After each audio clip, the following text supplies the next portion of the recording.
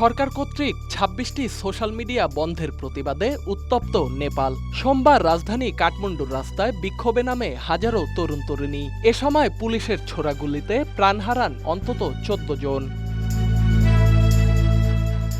সকাল ৯টা থেকে রাজধানীর মৈতীঘর এলাকায় জড়ো হয় নেপালের জেনজি প্রজন্ম। সোশ্যাল মিডিয়া নয়, দুর্নীতি বন্ধ করো, আনব্যান সোশ্যাল মিডিয়া লেখা প্ল্যাকার্ড হাতে স্লোগান দেন তারা। তরুণদের দাবি, এই নিষেধাজ্ঞা তরুণদের মত প্রকাশের অধিকার থেকে শুরু করে ব্যবসা কিংবা কর্মসংস্থান সবকিছুর ওপরেই এক বিরাট আঘাত। প্রথমে শান্তিপূর্ণ মিছিল হলেও দুপুরের পর পরিস্থিতি উত্তপ্ত হয়ে ওঠে। আন্দোলনকারীরা জাতীয় পতাকা হাতে স্লোগান দিতে দিতে সংসদ ভবনের দিকে অগ্রসর হলে বাধা দেয় পুলিশ।